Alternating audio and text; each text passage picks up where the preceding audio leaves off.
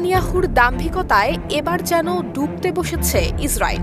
কূটনৈতিকভাবে একঘরে, রাজনৈতিকভাবে নাজুক আর আন্তর্জাতিক মহলে ঘৃণিত। মুখ ফেরাচ্ছে ঘনিষ্ঠ বন্ধু আমেরিকাও।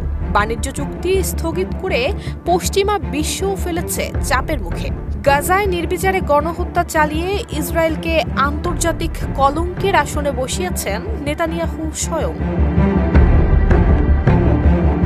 ইরানের রাষ্ট্রীয় বার্তা সংস্থা ইরনার উদ্ধৃতি দিয়ে তেহরান টাইমস জানিয়েছে, ইসরায়েলি দৈনিক হারেতজের বিশ্লেষক ইয়াসি ফোর্টার লিখেছেন, দেশটি আন্তর্জাতিকভাবে বিচ্ছিন্ন হয়ে পড়েছে এবং ঐতিহ্যবাহী মিত্রদের সমর্থনও হারাচ্ছে।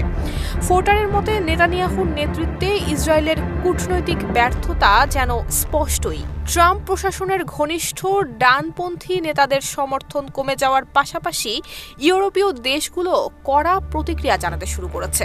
ফ্রান্স, ব্রিটেন এবং কানাডা এক যৌথ বিবৃতিতে ইসরায়েলের বিরুদ্ধে পদক্ষেপ নেয়ার হুমকি দিয়েছে। এমনকি জার্মানি ও চেক প্রজাতন্ত্র উদ্বেগ প্রকাশ করেছে। ইসরায়েলি বিশ্লেষক নাদাফ ইয়াল লিখেছেন, এই যুদ্ধ কেবল নিষ্ঠুরতা নয়, এটি একটি কৌশলগত আত্মহত্যা। গাজা ধ্বংস করতে গিয়ে ইসরায়েল আজ নিজেকেই ধ্বংস করছে। এই প্রাণঘাতী নীতির বিরুদ্ধে এখন পশ্চিমা বিশ্ব দাঁড়াতে শুরু করেছে। ব্রিটেন, ফ্রান্স এবং কানাডার তরফে এসেছে কড়া সতর্কবার্তা।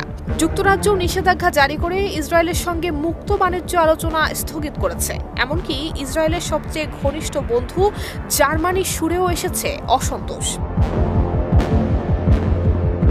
যে নেতানিয়াহু একসময় নিজেকে বিশ্বের একমাত্র নৈতিক সেনাবাহিনীর মুখপাত্র ভাবতেন, আজ তার শাসনেই ইসরায়েল পরিণত হয়েছে একটি যুদ্ধাপরাধী রাষ্ট্রে, আর যার উপর এখন চোখ রাঙাচ্ছে আন্তর্জাতিক অপরাধ আদালতও। নুসরাত জাহান মেহেক, ঢাকা পোস্ট।